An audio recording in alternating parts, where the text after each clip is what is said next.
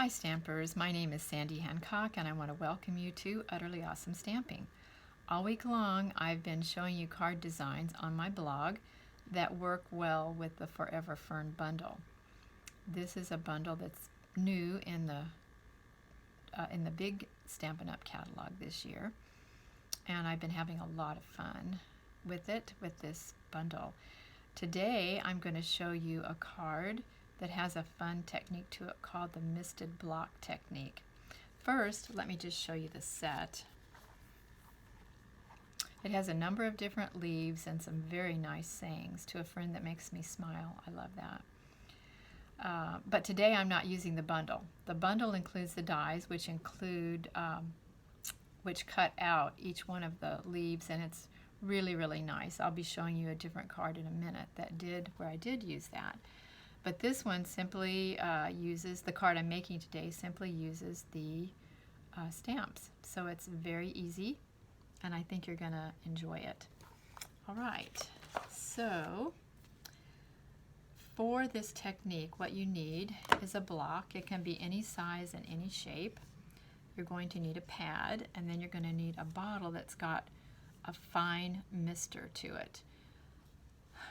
You may have something in your home, a bottle that has a fine mister, and maybe you can empty out what's in the bottle and fill it up with water.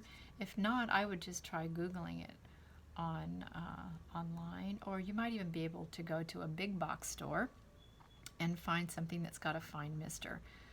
So anyway, you need a mister, and then I just labeled mine water because sometimes I've used alcohol for different projects, and I want to make sure I remember, oh, okay, this is water. All right, so first thing we're going to do, take a piece of cardstock, then we get our pad, and you're just going to pat this right into the pad. Okay, now you can put more or less water on it. First time, I'm just going to mist this one time, and then I'm going to put this right onto the, ooh, I got quite a bit of water on that. We'll see what happens. Make sure you push down all the corners and just give it a second to absorb into the cardstock.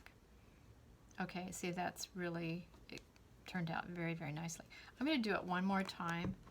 Missed it twice. I don't think I really want that much water, but hey, just for fun, let's give it a try. It may look exactly the same. Getting all the corners pressed down. Yeah, it looks pretty much the same. But no two are going to look exactly alike. In fact, you can even put two colors on one. For instance, you could have one end stamped in green, and then you could get another pad and stamp the other end in blue. So you could have that blending if you wanted to, maybe a sky and a grass idea. Or you could do part of it yellow and part of it a fall color if you wanted a fall background. Okay, so now what I'm going to do is, instead of using, this is just Whisper White cardstock, and so you can't exactly see it, but it does cause this to buckle just a little bit. So instead of using Whisper White, I decided I was going to cut thick white. Some of you may not even realize that we have thick white cardstock. It's just called thick white cardstock. It gives a base for a card that is a little bit sturdier, a little bit thicker, and some people really prefer that. I normally just use the Whisper White, but in this situation I really wanted to use the thick white because it's going to absorb the water a little bit more easily. You could also use shimmery white. I don't want to go to watercolor paper because it's not bright white, and I wanted this card to be bright white. So let's do our technique again. You can see how very, very simple this is. So just give it a little mist. You can go either direction, but I'm going up and down, pressing all of the corners. It's so much fun. You just want to do this over and over again. Now, if you get a lot of water on it, you're going to really want to make sure that it's thoroughly dry. But this feels dry to me already. Okay, so I'm going to go right ahead and stamp on it. This is the first stamp I'm going to use from the Forever Fern set, and I'm going to ink it in Pretty Peacock. So now pay attention to where the stem is going to go because I want all my stems to end up in the same place. I'm going to ink this real firmly, then I'm going to give it second generation inking. Then I'm going to pick up my second stamp, go back to first generation stamping. Okay, there we go. So this is what we have so far. And this thick cardstock is taking the water much better. It's not causing it to curl up at all. All right, so now we're just going to add this to the white base. Normally when you cut a layer, your base is going to be 1/4 of an inch less. So this layer would have been 5 1/4 by 4. But sometimes it's fun to have just a little bit more of a border showing than 1/4 of an inch. So I just cut it down an extra 1/8 of an inch. So instead of 5 1/4, it's 5 1/8. Instead of 4, it's 3 7/8. All right, so we will use our new Stampin' seal and add this right to the card. Make sure you turn the card the right direction. Yes, I've put my cards on backwards before. No fun. And then the greeting that I'm going to add to it comes from another new set, and this one's called Life is Beautiful. I like this Thinking of You. I love the font for the U. I think it's really, really pretty. So I'm going to add that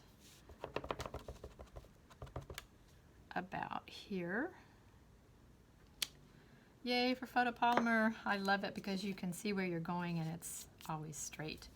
Okay, so now this is what we've got, and it needs some ribbon. But what I'm going to use is called the braided linen trim. I'm going to tie a bow using my bow maker.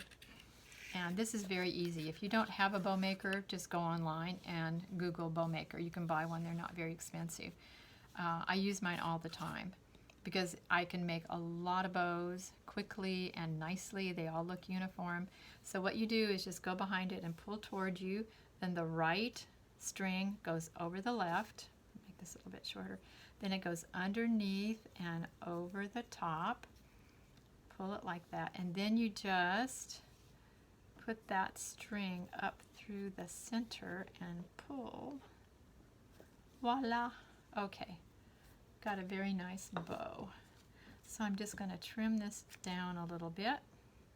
And I'm going to leave the scissors out because I may end up trimming it again. I'm going to add this to the card with some glue dots. Let's see. Here they are. Okay. So I'm going to put down a couple of them and then add my bow. Ah, yes. Oh, so nice. Okay, now this could be it. However, I happen to notice in the catalog that there are these gems called blue adhesive backed gems. Well, if you know anything about me, you know that blue, oops, is my favorite color. And I knew at some point I was going to want to use these on something. Well, today's the day. I'm going to use them on this card to just give it a little extra pop, which I think it needs. So I'm going to put a large one, and I just like using scissors. When you pick it up, just make sure that you get under the glue dot that's under here. Okay, so I'm going to put it there, and then I'm going to take a medium. No, I'm going to take a small. I'm going to take a small one. Oops. Oh, sigh. That just flew. I will hunt that down and find it. Okay, I'm going to add one there, and then I'm going to add another small. Maybe I'll add a medium over here, like that. Okay. Now I'm happy. So we've got Thinking of You, we have With Deepest Sympathy. You can see that this is a very versatile style card. It can say just about anything you want it to say. It's easy, fun, and quick. All right, so now I just want to show you one other quick technique that was on my blog yesterday, and that technique is called rock and roll. And these papers are out of this new package called Plaid Tidings paper. They have a lot of different plaids, just like the title says. I don't know how much of this you can actually see, but they are beautiful plaids. And so, again, I'm going to use the Forever Fern set, but I'm going to have to clean this, and I'm just using my chamois. Do you have the chamois? It is so handy, because if you don't have it, you have to keep hopping up and running to the kitchen sink or wherever you clean your stamps. I want to make sure this is really clean because I am getting ready to put it in a yellow pad.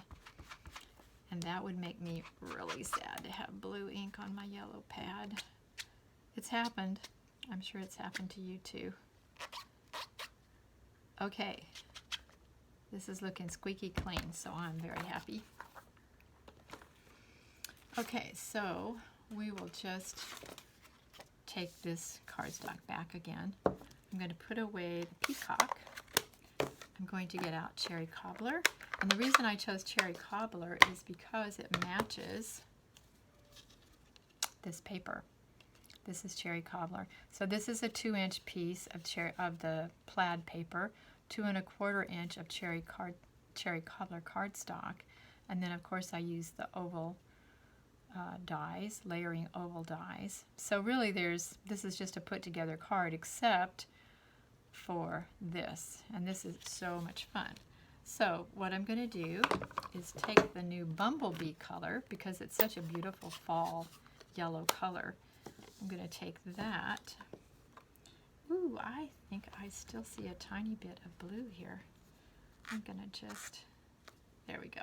Okay, so now get ready to rock and roll. What we're going to do, first Stampin' the yellow.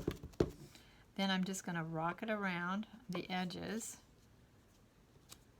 Oh my, oh my. Is that beautiful or what? Gorgeous. And then you just go in with your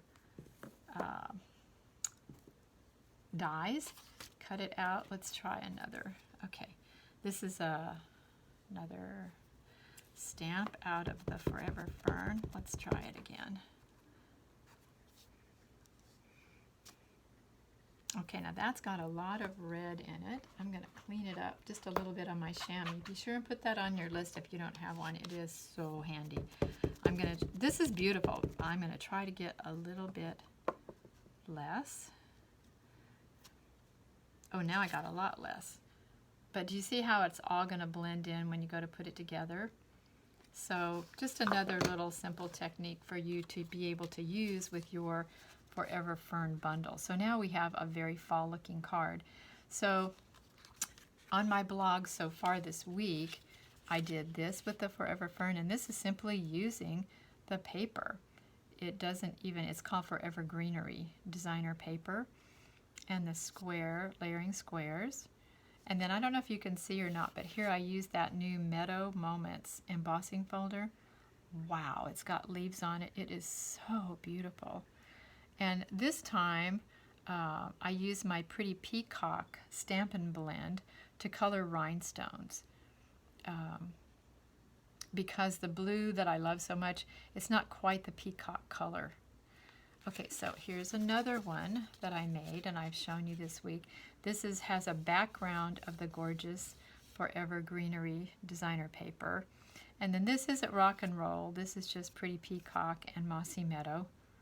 But again, I use that gorgeous Meadow Moments embossing folder on it. And then here's one that I totally copied from a demonstrator called Oksana Saminsky. I mean, this is just drop dead gorgeous. She used the ornate thanks, the ornate borders. Again, she used the Meadow Moments. I couldn't pass up copying this. I just changed my bow from, she used gold and I used silver. But see, this is the dies cutting out all this sea foam and pear pizzazz and gold. I mean, that is just drop dead gorgeous, isn't it? Wow. Okay, so now you've got another idea to add to your repertoire for Forever Ferns.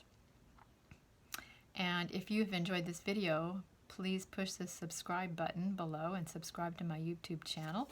Make sure you follow me on my blog, sandystamper.com, and please come back and join again. I'll look forward to having you the next time.